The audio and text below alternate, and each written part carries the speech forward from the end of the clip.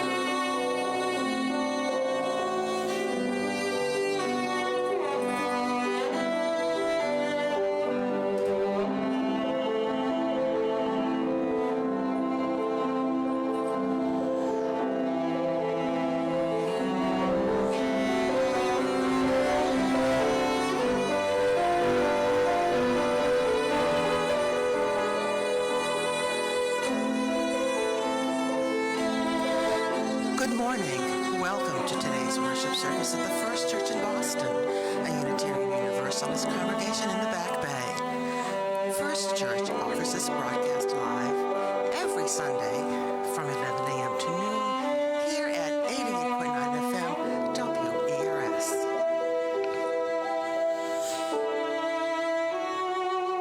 The Reverend Edmund Robinson is minister of First Church. His sermon for today is titled The Passing Parade.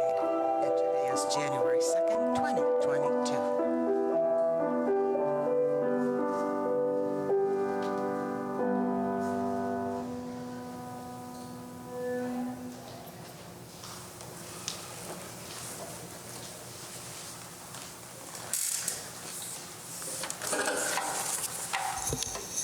Good morning. Good morning. Can you hear me? Happy New Year and welcome to the First Church in Boston's worship service, the second day of January 2022. How did it get to be so late? The new year stretches before us like a blank page. I'm Edmund Robinson, the interim minister, continuing the worship tradition of this church, which dates back almost 400 years. Welcome to those who have come down to the Paul Rudolph designed sanctuary at Marlborough and Berkeley Streets in Boston's Back Bay, a marriage of modernism and neo-Gothic. And welcome to those joining us live streaming on Facebook and those who are joining us on WERS-FM, the student-run radio station of Emerson College.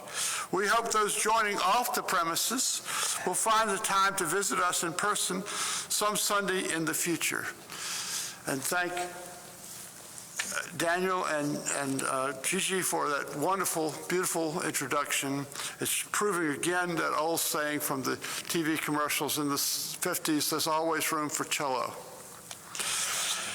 Our opening words this morning is a poem by Lee Robinson, a poet living in Texas who also happens to be my first wife. Poem for the new year. At 70, I do myself a favor. No more resolutions, no mandatory exercise, no diet, no daily word count productivity. I bequeath all that, so laudable and hopeful, to the young in their naivety. I aspire to be no count. And I deny the notion that 70 is the new 50. It's nothing new at all. It's the same old. But we can do worse than to become accustomed to it, this oldness, even to celebrate it.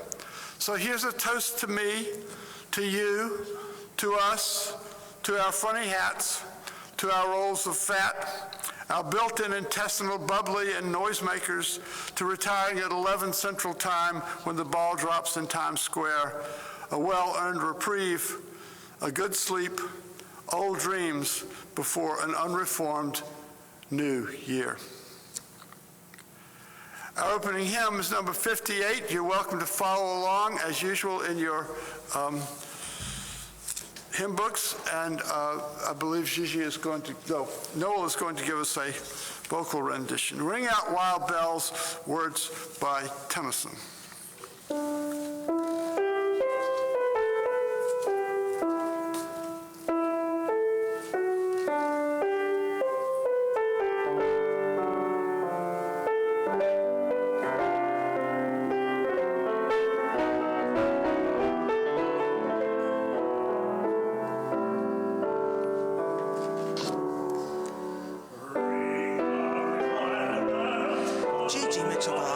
Music director and organist at First Church Boston. The guest musicians today are Daniel Rowe cello and Noel Velasco digital harp. Our audio technician is Craig Hildreth, and I'm your announcer, Vivian Sabota-Boyd. Today's prelude was The Swan from the Carnival of the Animals by Camille Saint-Saëns. The music for today includes A New Year Carol by Benjamin Britten and Over the Rainbow by Harold Allen. Closing, a canon in D major by Pachelbel, performed in a jazzy samba arrangement. The hymns today are number 58, Ring Out Wild Bells, and the closing hymn, number 350, The Ceaseless Flow of Endless Time. Both are in the Unitarian Universalist Temple, singing the living tradition.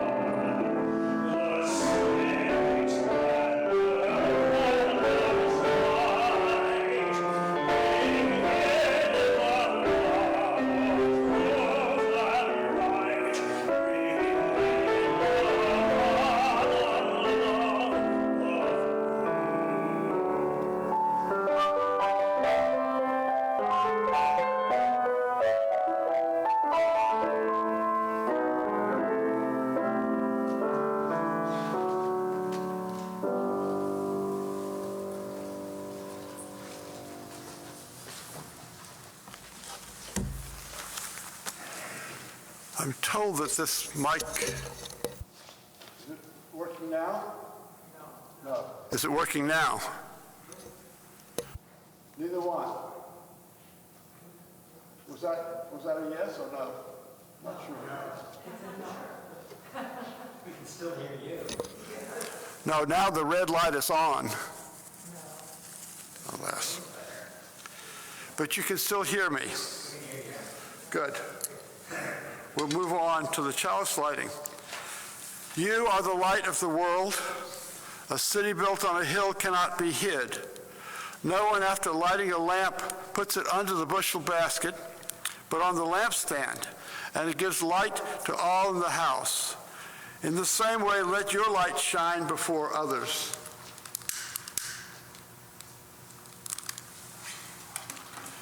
Now I'd ask you to rise in body or spirit for the First Church affirmation in your order of service.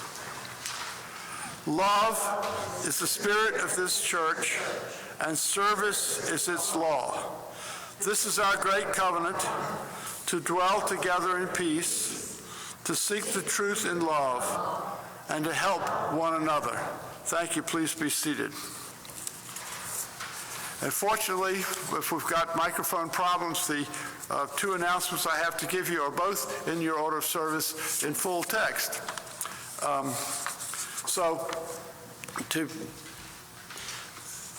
Just to reiterate, starting January 9th, we had a meeting of the reopening committee last week.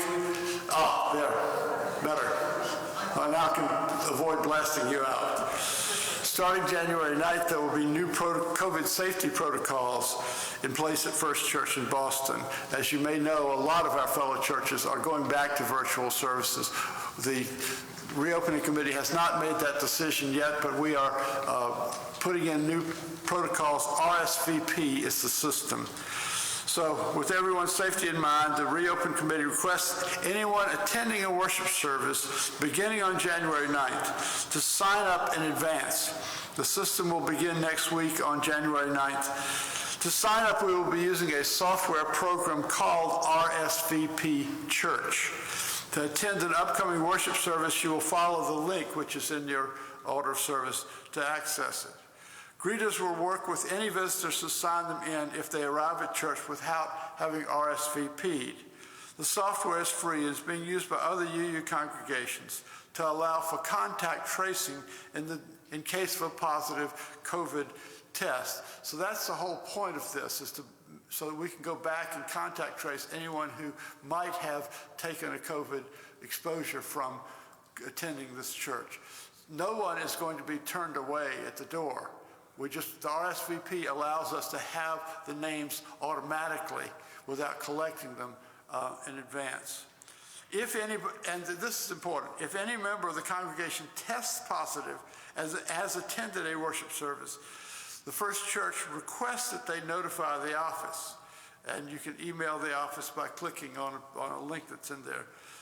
If you have any questions about these changes, please email Lou Gaffin, chair of the Reopen Committee, and his email is also in the announcement.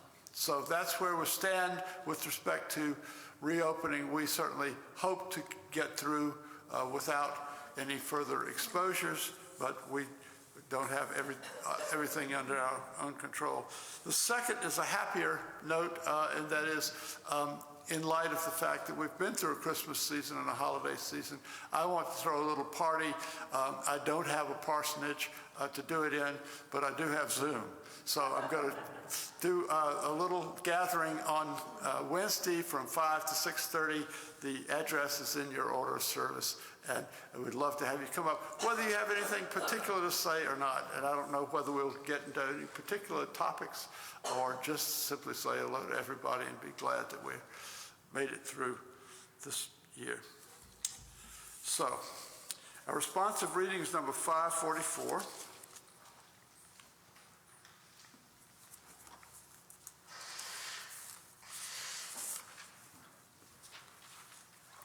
By one of my favorite ministers, Kathleen Teague. Mick Teague. The 1st of January is another day dawning, the sun rising as the sun always rises, the earth moving in its rhythms, with or without our calendars, to name a certain day as the day of new beginning, separating the old from the new. So it is. Everything is the same, bound into its history as we ourselves are bound, yet also we stand at a threshold. The new year, something truly new, still unformed, leaving a stunning power in our hands. What shall we do with this great gift of time this year? Let us begin by remembering that whatever justice, whatever peace, and wholeness might bloom in our world this year, we are the hearts and minds, the hands and feet, the embodiment of all the best visions of our people. The new year can be new ground for the seeds of our dreams.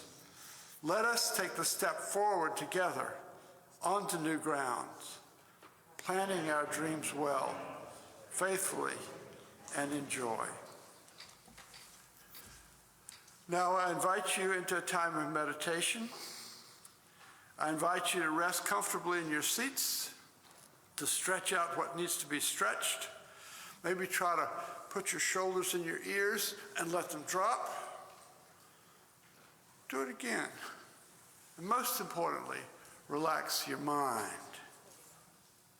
Be here in this moment with these people, a moment which will never come again in this exact way. If your mind needs a focus, focus on your breathing. In the silence, let us extend our gratitude in whatever way suits you and your belief system to all those persons, forces, and events which have brought us through the challenges of the year just ended. Let us appreciate the resilience which we have been able to count upon to meet those challenges. Let us resolve here to learn from these experiences, and let us take the courage to face the next round of challenges in the year to come with love and understanding.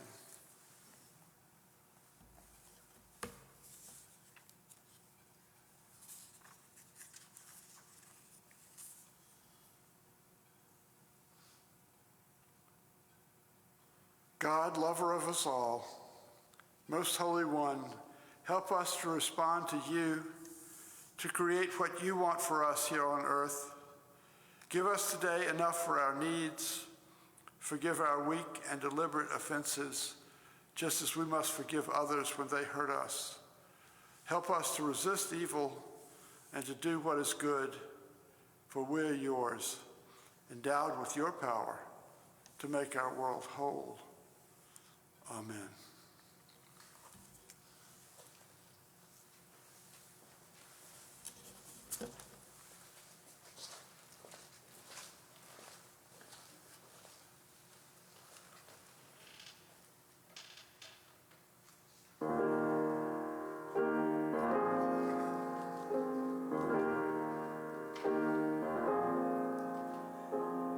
Here we bring you water from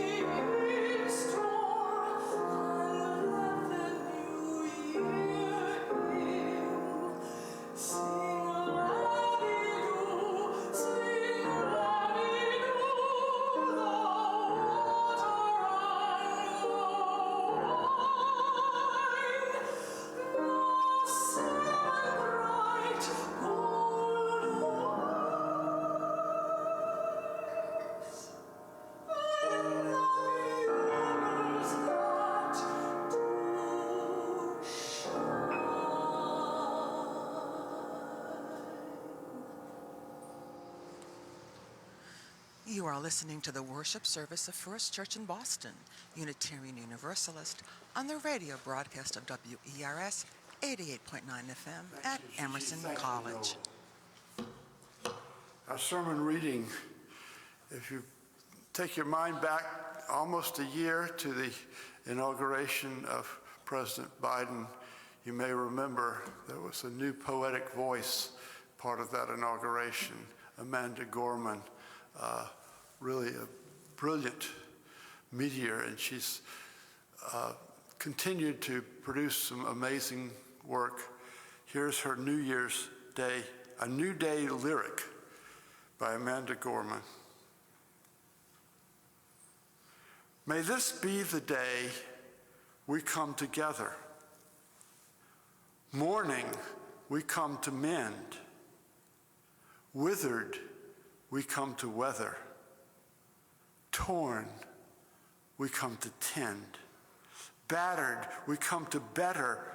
Tethered by this year of yearning, we are learning that though we weren't ready for this, we have been readied by it. We steadily vow that no matter how we are weighed down, we must always pave a way forward. This hope is our door, our portal, even if we never get back to normal. Someday we can venture beyond it, to leave the known and take the first steps. So let us not return to what was normal, but reach toward what is next. What was cursed, we will cure. What was plagued, we will prove pure. Where we tend to argue, we will try to agree. Those fortunes we forswore, now the future we foresee. Where we weren't aware, we're now awake. Those moments we missed are now these moments we make.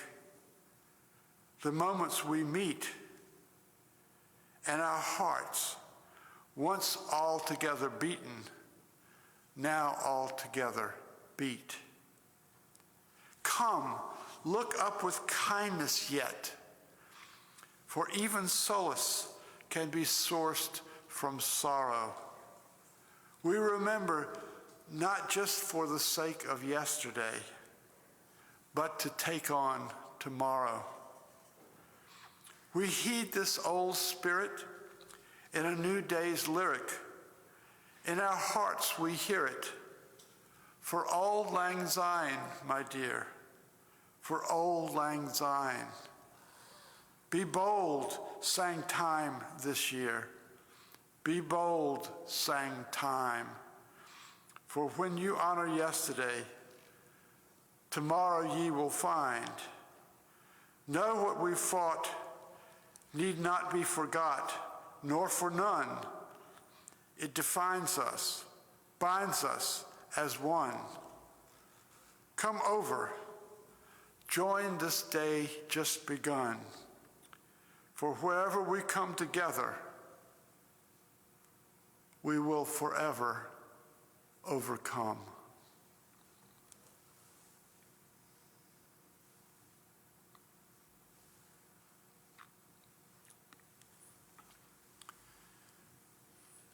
The passing parade.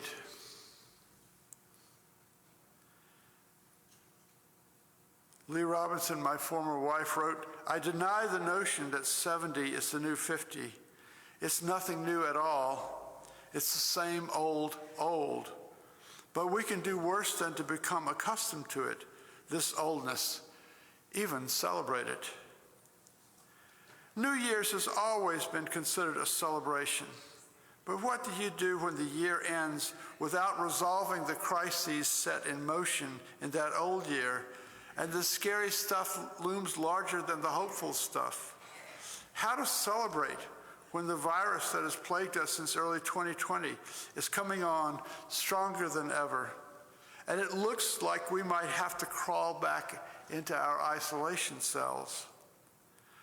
Well, I don't have a pat answer to those anguished questions, but maybe a little experiment I did will help put this time in context.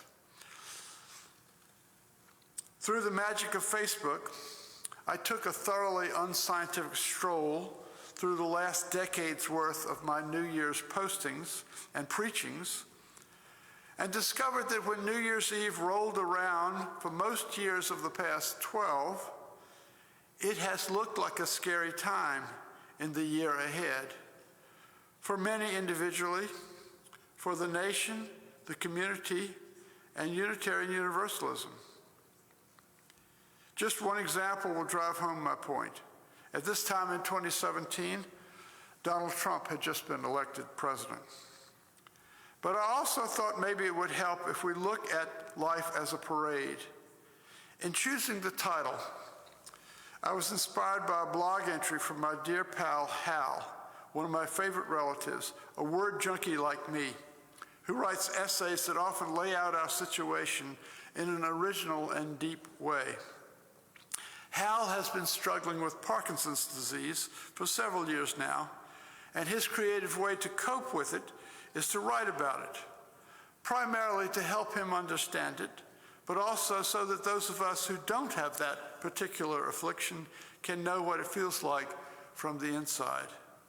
And in mid-December, the phrase that popped into his mind was the passing parade.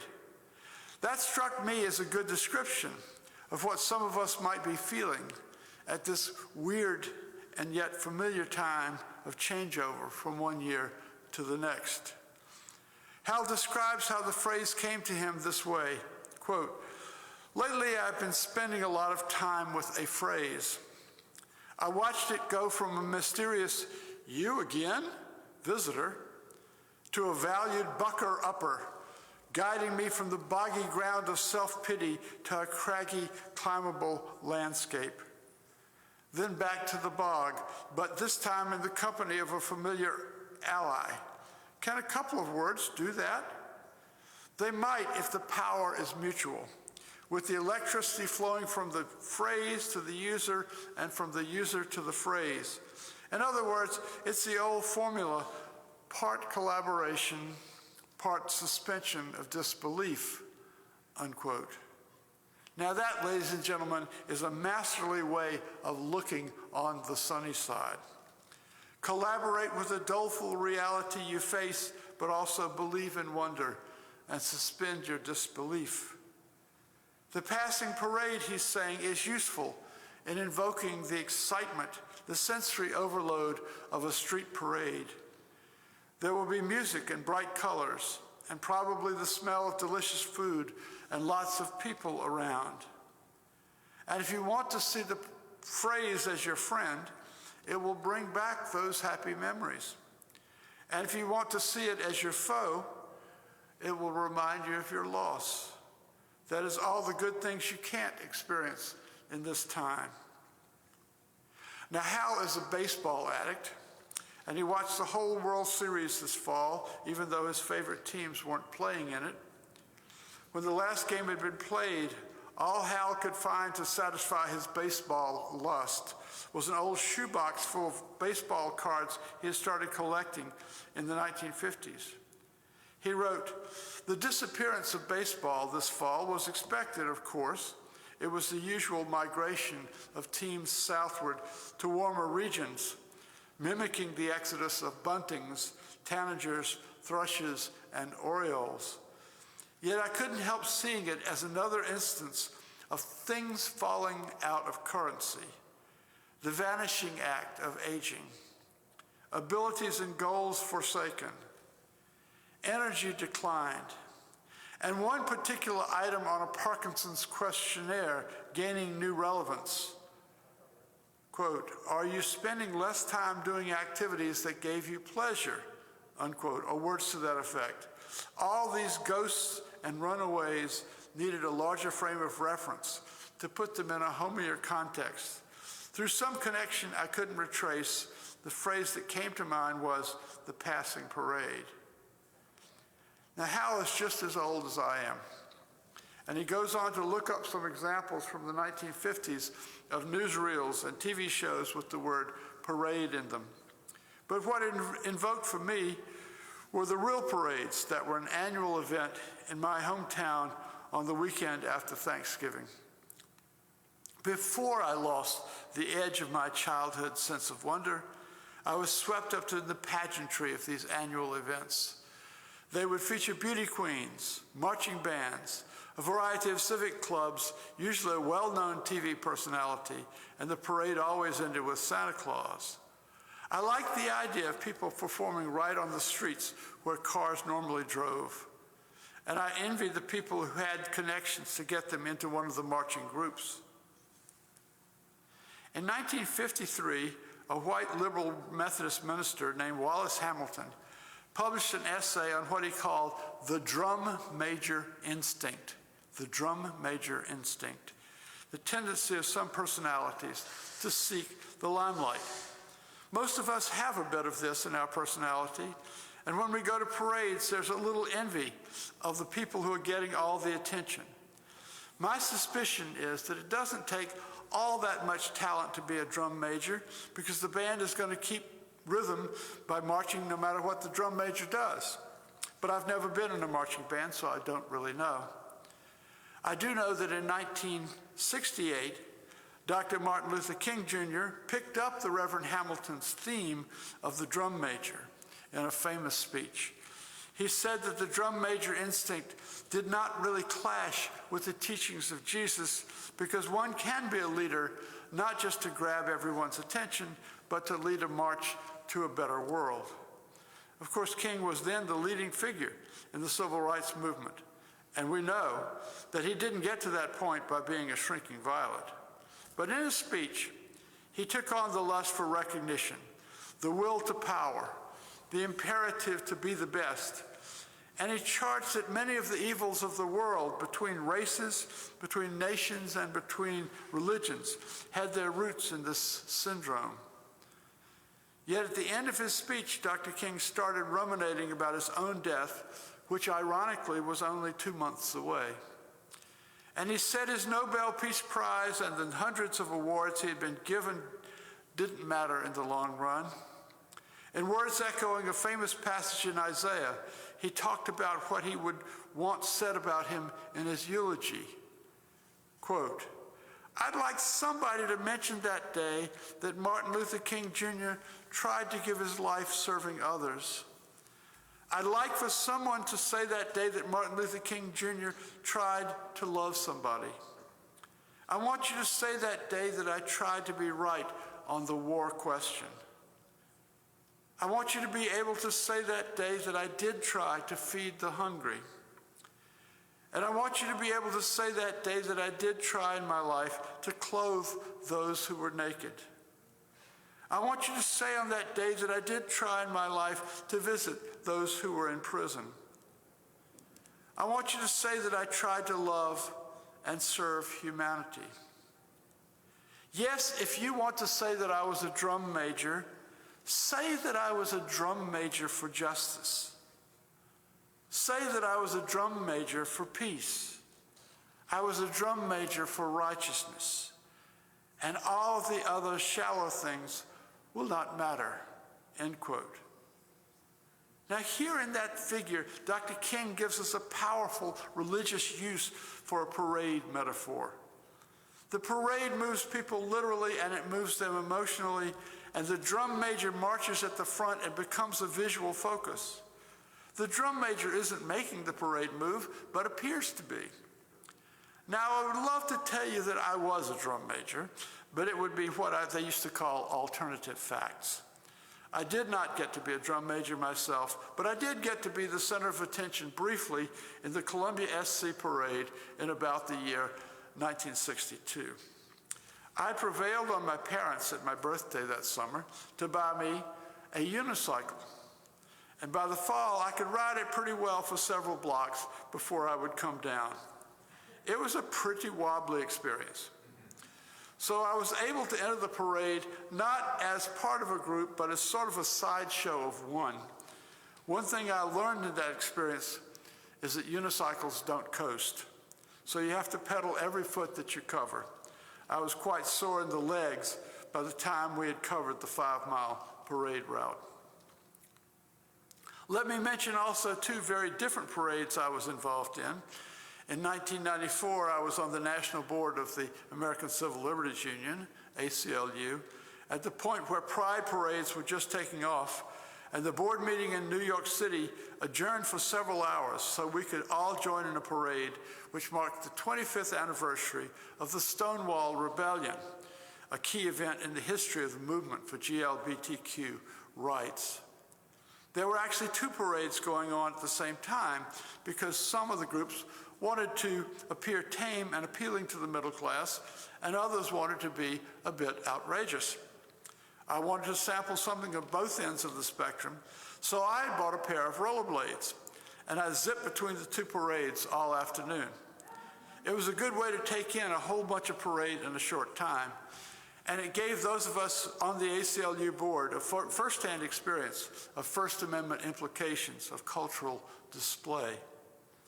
My final memory is of the 4th of July parades in Chatham, Massachusetts, which is sort of a classical Cape Cod small town.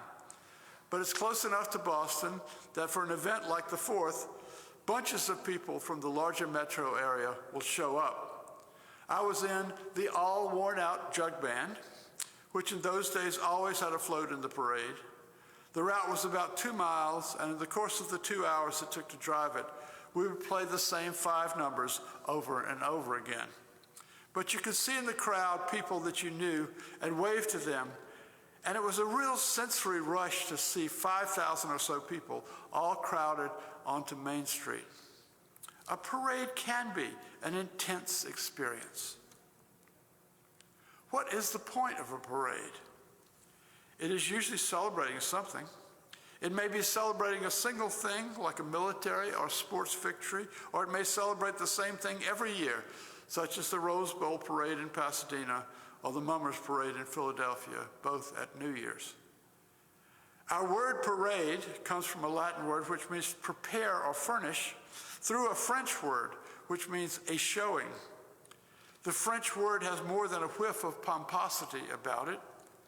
Let's face it, when people parade, they tend to show off. A parade is basically a linear theater. Now, originally, Hal was using passing parade as a metaphor, and he was trying to use it in a way that helped him face the future brightly. Parade is a metaphor for one's life. Like a parade, our lives will have a beginning and an end. But life and death do not exhaust the possibilities.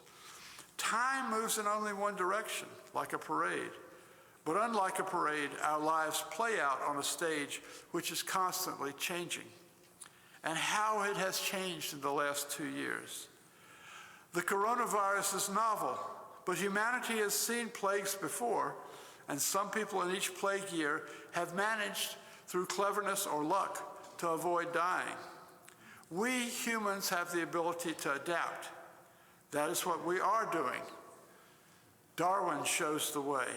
Creatures who adapt to changes in their environment can carry on their species. Creatures who can't adapt can't reproduce.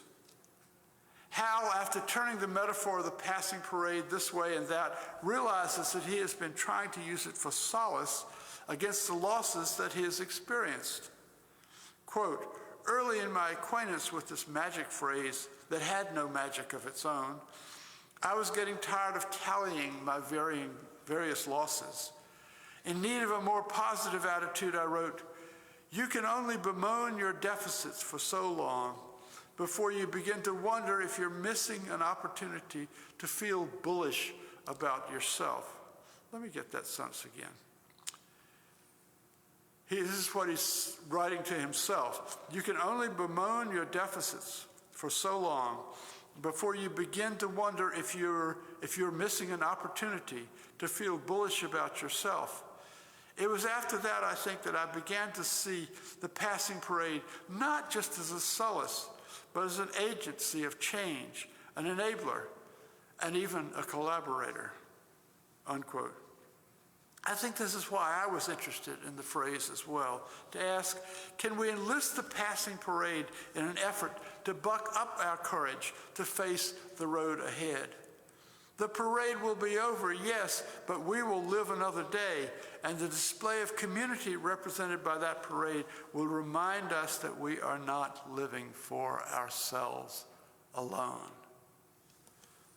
Community, community, community. That is at bottom what parades are about and what we hold on to. And we adapt the ways we hold on to it. The parade cements the bonds of community by making them visible and kinesthetic.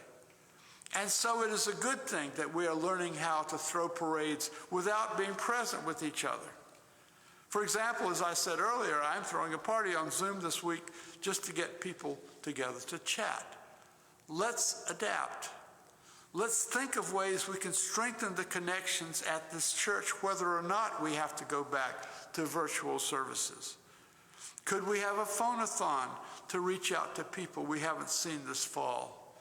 Can we think of games we could play online? We had a nice sharing service in the sanctuary the day after Christmas, but could that become a regular online thing? I'm definitely interested in trying a small group ministry program at First Church in the new year. Who else is interested? Take the parade metaphor and run with it, if you can run it all, but be aware that some of us have taken the lesson from the last few days that we can't safely attend parades, even outdoor ones, as long as the virus levels are still rising. Now, Jacqueline and I were here in the building on New Year's Eve. We had driven through almost empty streets to set up a New Year's Eve piano concert heard by only 2 people live. That may sound discouraging, and yet we had more people attend the concert on Facebook than we would have allowed into the sanctuary when we were planning to do it live. We need to adapt, my friends. This is an urban church, and urban churches are a rarity these days. But one thing about living in a city is the city functions as kind of a parade a lot of the time. Just stand on a street corner for 10 minutes, and the whole gamut of humanity will pass by as if you are on a reviewing stand. If I'm going down to the corner store for a stick of butter in the suburbs, I will slip on the easiest footwear to take on and off. But if I'm in a downtown area, I might puzzle for a moment over what boots to wear. We are on display for each other in the city in ways we are not in rural or suburban areas. What does that mean for how we relate to one another? The flip side of being on display is the loneliness and isolation many of us experience in the city. If we cut down on shopping and dining in restaurants, what can we do to keep each other in human contact? What does the passing parade image do for your outlook on the new year? Does it make you more accepting of whatever new challenges fate will send you? Does it help you live up to what Amanda Gorman is urging? Quote, "This hope is our door, our portal, even if we never get back to normal. Someday we can venture beyond it, to leave the known and take the first steps. So let us not return to what was normal, but reach out toward what is next." She goes on, "What was cursed we will cure. What was plagued we will prove pure. Where we tend to argue we will try to agree. Those fortunes we forswore, now the future we foresee." End quote. Of course, New Year's does not exist in nature. It is just an arbitrary milestone in the year. As the responsive reading suggested, it occurs, quote, "with or without our calendars, to name a certain day as the day of a new beginning, separating the old from the new," end quote. It is like the odometer ticking over on your car, if you can remember when cars had mechanical odometers. Yet it also is a blank page stretching before us, inviting us to write upon it. As our closing song puts it in a minute, the present slips into the past and dreamlike melts away. The breaking of tomorrow's dawn begins anew today. The past and future ever meet in the eternal now. To make each day a thing complete shall be our New Year vow, unquote. To make each day a thing complete. What will be your New Year vow? Can you help this church rewire its human connections, its heart and soul and sinews, in the new year that we face together? Amen. Now I invite you to remember this church in your generosity in any of the ways set forth in We your have now come to the offertory part of today's service. If you'd like to make a contribution to the First Church in Boston, you may do so by text messaging on your smartphone. Just text a number of the dollar amount, 5, 10, 20, etc., to 617-917-5610. You will receive a confirmation by email. Again, the text number is 617-917-5610. If you'd rather donate by check, simply make one out to First Church in Boston and mail it to 66 Marlborough Street, Boston 02116.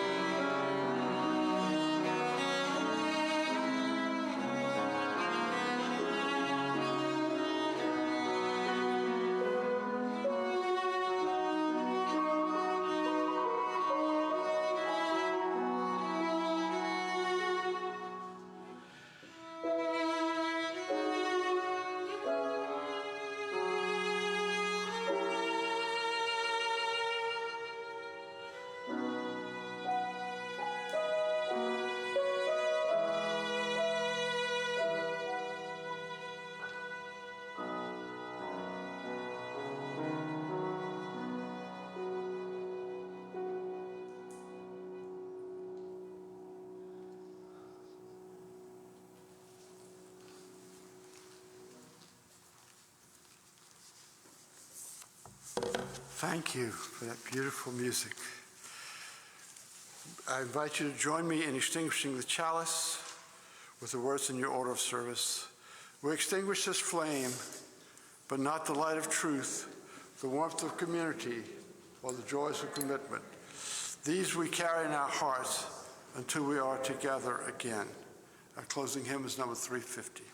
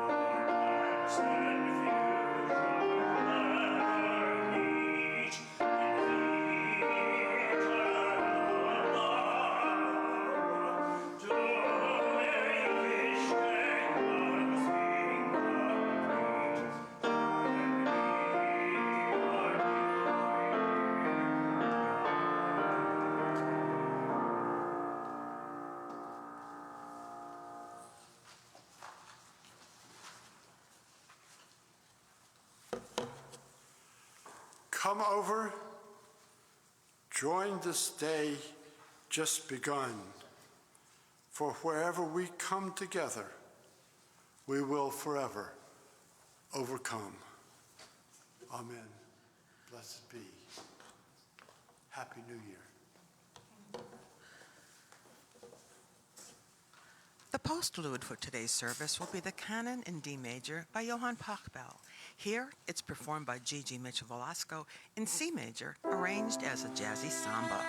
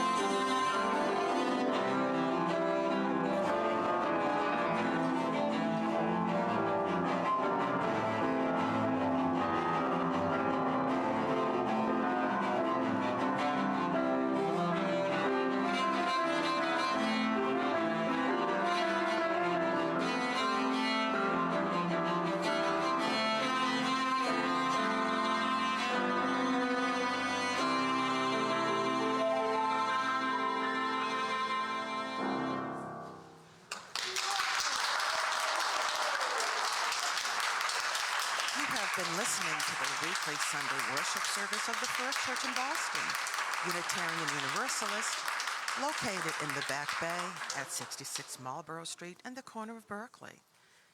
The minister at First Church Boston is Reverend Edmund Robinson. His sermon today was titled The Passing Parade. Gigi Mitchell-Velasco is music director and organist. This coming Wednesday, January 5, 2022, Reverend Robinson will hold a special New Year Zoom coffee hour from 5 to 6:30 p.m. Church members and friends are all welcome to join in. The link information is available on Friday's e-news and on the church website at firstchurchboston.org. If you would like more information about programs or membership at First Church, please visit the website or send an email to office@firstchurchboston.org. The church is conveniently located on the Green Line at the Arlington Street subway, about a 10-minute walk from the church. Please join us every Sunday morning at 11 o'clock here at 88.9 FM WERS, a broadcast service of Emerson College. I'm your announcer, Vivian Sabota-Borek. Thank you for listening this morning, and Happy New Year. We now return our radio listeners to the studios of WERS.